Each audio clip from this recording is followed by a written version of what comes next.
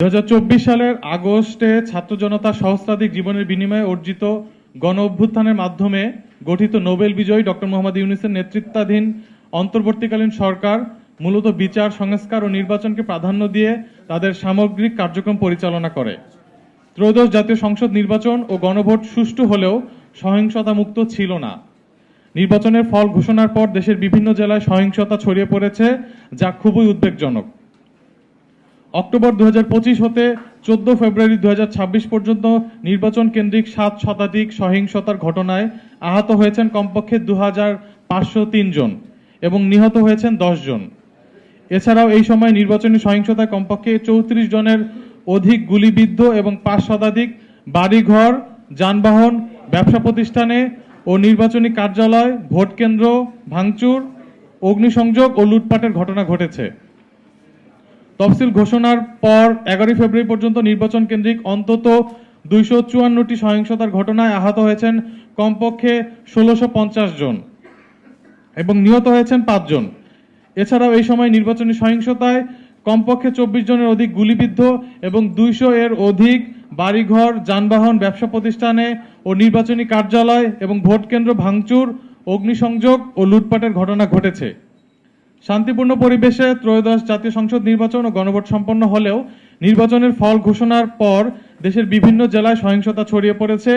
সহিংসতার পৃথক 3টি ঘটনায় মুন্সিগঞ্জ ও বাগেরহাটের 2 যুবক এবং ময়মনসিংহের হালুয়াঘাটে এক শিশু নিহত হয়েছেন।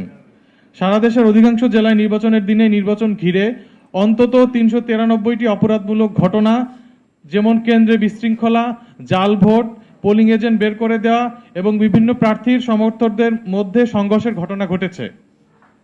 এছাড়া নির্বাচন পরবর্তী সময়ে বিএনপি, জামাত ও স্বতন্ত্র প্রার্থীর সমর্থকদের মধ্যে অন্তত 30টি জেলায় 2 শতাধিক পৃথক সংঘর্ষে 3 শতাধিক মানুষ আহত হয়েছেন এবং অন্তত 350টি অফিস, ব্যবসা প্রতিষ্ঠান, ঘরবাড়ি ভাঙচুর, লুটপাট ও অগ্নিসংযোগ করা হয়েছে। ত্রয়োদশ জাতীয় সংসদ নির্বাচনকে কেন্দ্র করে বিভিন্ন দল এবং দলের মনোনীত প্রার্থী ও বঞ্চিত প্রার্থীর কর্মী সমর্থকদের মধ্যে সংঘর্ষ, হামলা, ভাঙচুর ও অগ্নিসংযোগের ঘটনা ঘটেছে।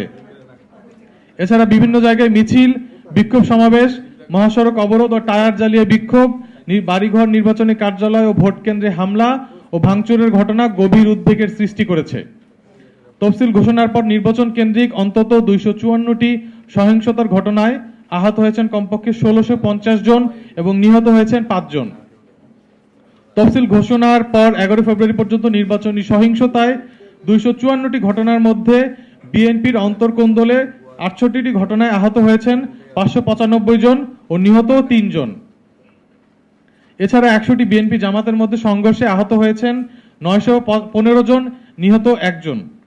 12টি বিএনপি এনসিপির মধ্যে সংঘর্ষে আহত হয়েছেন 58 জন, 3টি বিএনপি আওয়ামী লীগের মধ্যে সংঘর্ষে আহত হয়েছেন 3 জন, 2টি এনসিপি ও জাতীয় পার্টির মধ্যে সংঘর্ষে আহত হয়েছেন 23 জন এবং 14টি বিএনপি অন্যান্য দলের মধ্যে সংঘর্ষে আহত হয়েছে 46 জন। এছাড়া বিভিন্ন দলের মধ্যে 3টি ঘটনায় আহত হয়েছেন 10 জন, নিহত 5 জনের মধ্যে বিএনপির 3 জন, জামাতের 1 জন ও ইনকিলাব মঞ্চের 1 জন। এছাড়াও নির্বাচনী সহিংসতায় কমপক্ষে 24 জনের অধিক গুলিবিদ্ধ, 200 এর অধিক বাড়িঘর, যানবাহন, ব্যবসা প্রতিষ্ঠান ও নির্বাচনী কার্যালয়ে ভাঙচুর এবং অগ্নিসংযোগ ও লুটপাটের ঘটনা ঘটেছে। নির্বাচনের দিনে যে অনিয়ম এবং বিশৃঙ্খলা সংঘর্ষ হয়েছে আমি সেটি পাঠ করছি। ত্রয়োদশ জাতীয় সংসদ নির্বাচন সম্পন্ন হয়েছে, তবে দেশের কয়েকটি স্থানে হামলা, পাল্টা হামলা ও সংঘর্ষ ঘটেছে। সারা দেশে অধিকাংশ জেলায় নির্বাচনের দিন নির্বাচন ঘিরে অন্তত 393টি অপরাধমূলক ঘটনা, যেমন কেন্দ্রে বিশৃঙ্খলা, জাল ভোট, পোলিং এজেন্ট বের করে দেয়া এবং বিভিন্ন প্রার্থী সমর্থকদের মধ্যে সংঘর্ষের ঘটনা ঘটেছে।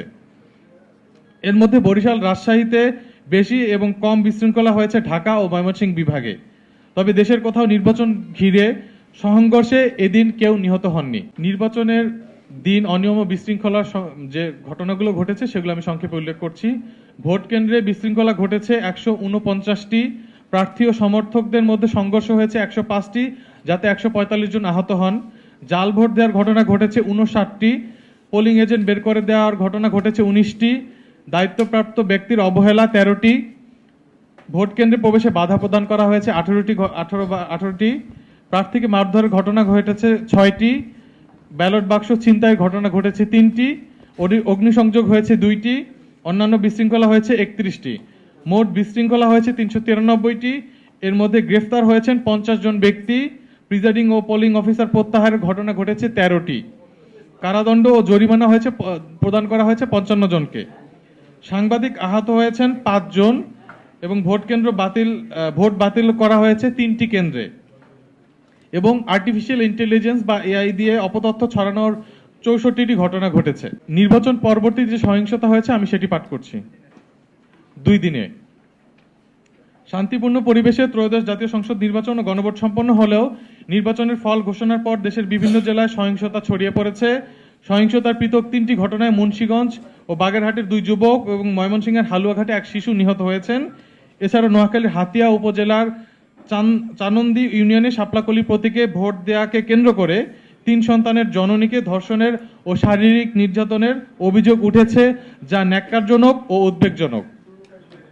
মুন্সিগঞ্জ, ময়মনসিংহ, বাগেরহাট, পটুয়াখালী, ফরিদপুর, পাবনা, ঝিনাইদহ, সিরাজগঞ্জ, রংপুর, পঞ্চগড়, নাটোর, নেত্রকোনা, নড়াইল, চট্টগ্রাম, কুষ্টিয়া, সাতক্ষীরা, নোয়াখালী, কুড়িগ্রাম, নারায়ণগঞ্জ, ফেনী, ঝালকাঠি, চুয়াডাঙ্গা, পিরোজপুর, চাঁদপুর ও ঝালকাঠি সহ অন্তত 30টি জেলায় বিএনপি, জামাত ও স্বতন্ত্র প্রার্থীর সমর্থকদের মধ্যে 2 শতাধিক পৃথক সংঘর্ষে 3 শতাধিক মানুষ আহত হয়েছেন এবং অন্তত 350টি অফিস, ব্যবসা প্রতিষ্ঠান, ঘরবাড়ি লুটপাট, ভাঙচুর ও অগ্নিসংযোগ করা হয়েছে। নির্বাচনী কার্যক্রমে নারী প্রার্থীদের উপরে যে হামলার ঘটনা ঘটেছে এবং কর্মীদের উপর, সেগুলো পাঠ করছি। এবারে নির্বাচনে নারী প্রার্থীদের সংখ্যা কম থাকলেও নির্বাচনী প্রচার প্রচারণায় নারীদের অংশগ্রহণ উল্লেখযোগ্য হারে বেড়েছে। তবে প্রচার প্রচারণাকে কেন্দ্র করে নারী সহিংসতা, হামলা, হেনস্থা ও লাঞ্ছিতের ঘটনাও ঘটেছে। তফসিল ঘোষণার পর থেকে 14 ফেব্রুয়ারি 2026 পর্যন্ত অন্তত 32টি ঘটনায় 45 জন নারী হেনস্থার শিকার হয়েছেন এবং 23 জন নারী আহত হয়েছেন।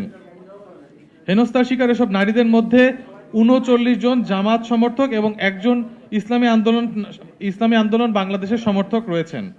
এছাড়াও 5 জন নারী রয়েছেন যাদের রাজনৈতিক পরিচয় পাওয়া যায়নি।